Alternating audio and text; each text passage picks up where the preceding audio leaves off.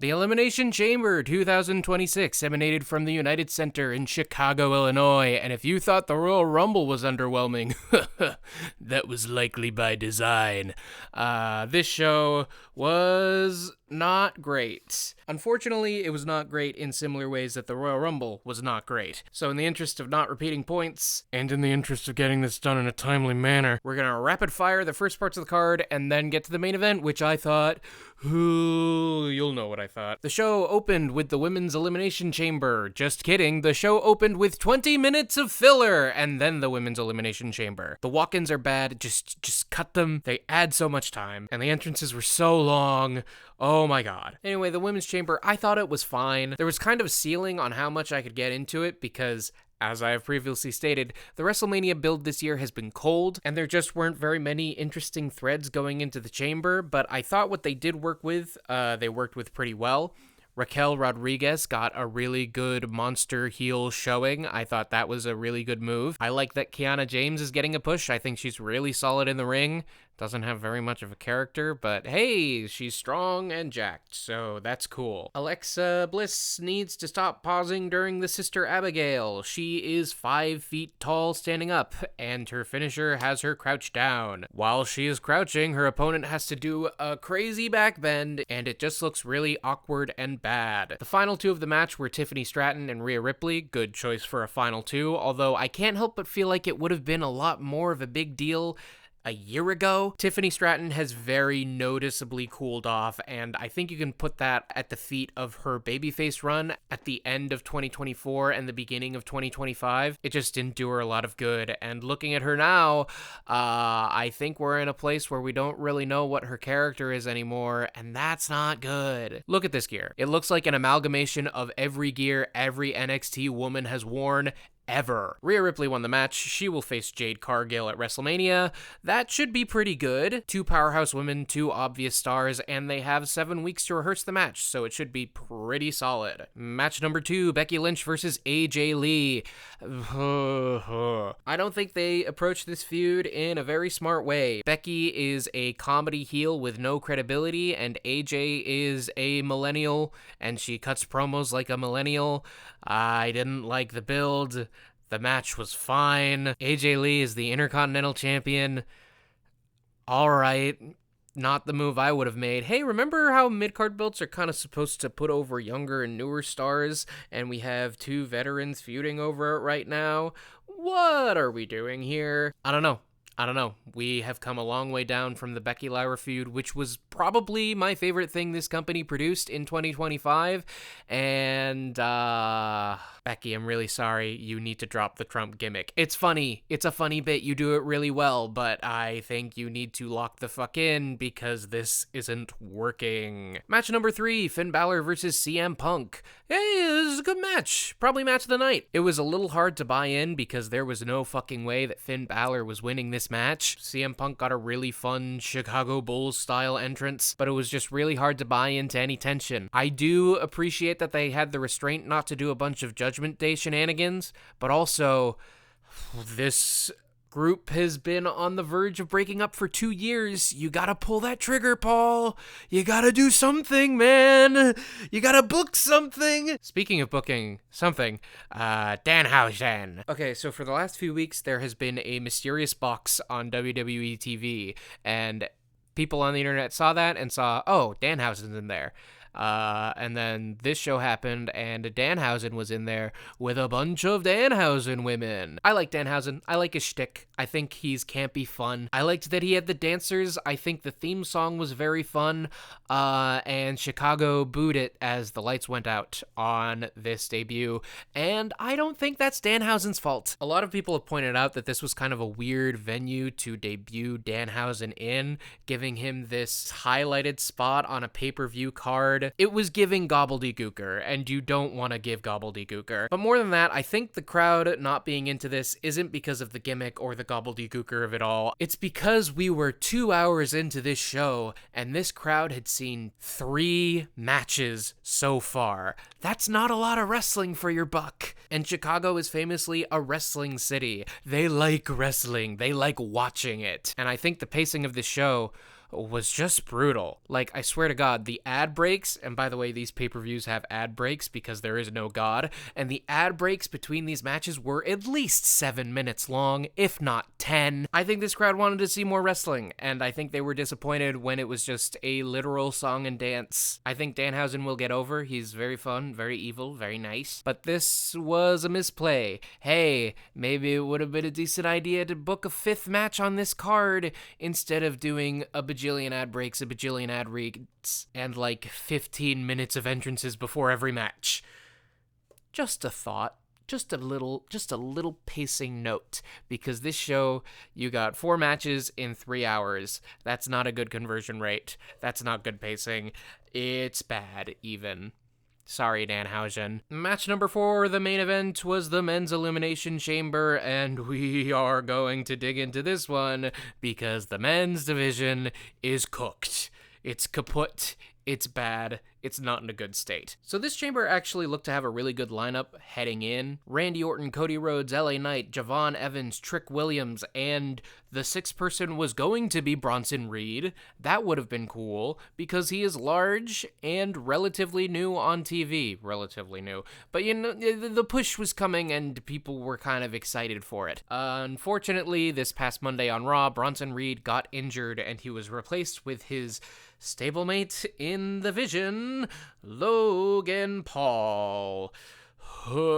Okay, fine. I understand the logic of doing that. But if you're going to replace Bronson Reed, this like 300-pound Australian man, with Logan Paul, you're probably not going to book them the exact same way in the match. So tell me why, if there is a God, Logan Paul eliminated half the field in this match. Not only half the field, but the parts of the field that really could have benefited from interacting with actual credible main eventers. Javon Evans, Trick Williams, LA Knight. These are guys you need to build. You shouldn't be feeding them to Logan Paul. What's wrong with you? Okay. The match was wrestled fine. You're gonna hear that for most WWE matches. The match was wrestled fine. LA Knight had a big, bad botch, but other than that, the match was wrestled good. The problem with the match is the booking, because not only did Logan Paul, shit-heel, coward Logan Paul in kayfabe, put away half the field, but his elimination... So remember the Masked Man thing from the Royal Rumble? Well, they've been still doing the Masked Man thing because of course they have. But here's what's been going on with Division since the Royal Rumble. Braun Breaker, injured, torn hernia, bad groin stuff, out with surgery, out indefinitely. Bronson Reed tore his bicep off the bone, out with surgery, out indefinitely. Which means the Division is left with Logan Paul, Austin Theory, and Paul Heyman. If you're going to build anyone from this group, and I can't fucking believe I'm saying this, you should probably be building Austin Theory. He is the guy with the most upside. He is an actual wrestler, and he's less likely to just be a seasonal hire than Logan Paul, who I know he's been on TV for most of the road to WrestleMania, but I don't think he's gonna stick around. So giving Logan Paul these eliminations and these spots and everything is poor investment, not only because he's not going to offer you longevity, but also because Logan Paul is a heel with heat just passively. People do not like the Paul brothers. Jake Paul has an entire fucking boxing empire built on the possible promise that is never fulfilled that maybe he's going to be hit in the face for real. You don't need to give Logan Paul credible wins in order to have him be a heel that people want to see get beat up. He doesn't need to terrorize people on TV. He's terrorizing people in real life. He has multiple lawsuits out for his crypto scams. He did the Japan thing. It's always fuck Logan Paul. You don't need to make him a credible wrestler with, like, accolades and shit. You can just throw him out there and have him get beat up or have him win in a shitty way. Don't have... I don't know. I don't know why we're doing this. I don't know why we're doing any of this. And I certainly don't know why... When the Masked Men came out, because of course the Masked Men, plural, multiple, came out to interfere with Logan Paul, that there was a Masked Man that was a decoy, who was a literal nobody, They also did that same thing last night on SmackDown. It was weird and bad. But then the real Masked Man came in, and oh my fucking god, can you believe it? The Masked Man was Seth Rollins. Can you believe it? The Masked Man who was doing Seth Rollins' moves and was terrorizing the faction that kicked out Seth Rollins, that the Masked Man was Seth Rollins? Paul Heyman couldn't believe it. Can you just listen to this shit? Communicated from the Vision, the man who has payback on the Vision, Seth Rollins is... Oh my god, dude, that's too much. And so it looks like we have a WrestleMania program building between Seth Rollins and Logan Paul. What does this accomplish for anyone? Seth Rollins is old. Logan Paul is not long for this industry. He's also not a real wrestler. So if Seth wins, who gives a shit? If Logan wins, who gives a shit? This was probably originally going to be Seth Rollins versus Braun Breaker, but Braun got injured. So why are we still doing this angle? Why are we so incapable of changing directions when a change in direction is so clearly needed? Your two main guys that you could have built out of this whole thing got injured. So what are we doing here? I don't know. Logan Paul got eliminated. The final two were Cody Rhodes versus Randy Orton. Hey, you want to talk about matchups that would have been a much bigger deal 1 to 2 years ago? Randy Orton has been staring at Cody Rhodes and staring at his belt for 2 years. And after 2 years of those teases of, oh, maybe these guys with history are going to have a match, and 2 years of them not having a match, this shit has cooled off. I don't care about this. It's bad. If you really want to have Cody feuding with a guy, maybe he should do someone fresh. You know, maybe it'd be a cool idea to have Cody go up against some young guys who maybe want his spot. And in the process, you could maybe build up some young guys for that spot, because that's kind of something you really need to do. Instead, he's going against 50-year-old Randy Orton. And I hear you asking, you're talking like this is possibly the main event of WrestleMania, but clearly they're squaring off in the Elimination Chamber. Why would this be the main event of WrestleMania rather than Randy versus Drew? Because Randy wins the match. Well, here's why. Because Drew interfered with the end of the match. Hey, remember when this cage was supposed to keep people out of it and to make things finish legitimately? Remember when Shawn Michaels popped out of the floor that one time and it was like, oh my god, I didn't know you could interfere in the Elimination Chamber. That's crazy. Well, guess what? Now people can just walk through the fucking door. And Drew did walk through the door to attack Cody Rhodes and make sure he didn't face him at WrestleMania. Side note, what a fucking geek Drew looks like. He has interfered in every single one of Cody's matches. He interferes in every single match of every single rivalry he's ever had. And it's like, dude, you're the world champion.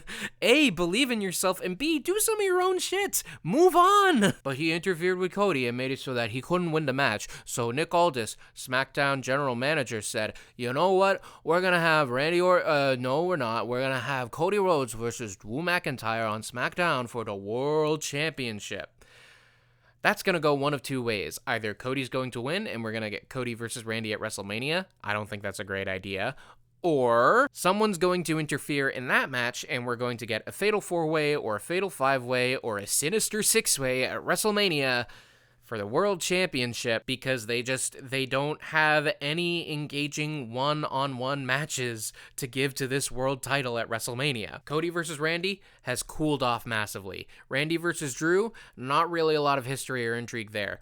Cody versus Drew, we've done that a bajillion times this year. So it's going to be a multi-man match, and I think that is an admission of defeat. It is an admission that they just didn't build anything properly engaging for the biggest show of the year. Overall, Elimination Chamber was a pretty missable show, and that's sad. I really like the Elimination Chamber as a gimmick. I like multi-man eliminators. I like big stupid cages. I should like these matches, but they just didn't have any engaging threads, and they didn't have any cool payoffs, and they did mass man shit again for like the bajillionth time this year, for the bajillionth time this month, it feels like. So yeah, that was the Elimination Chamber. I gave it a 1-star review because I was upset at the finish.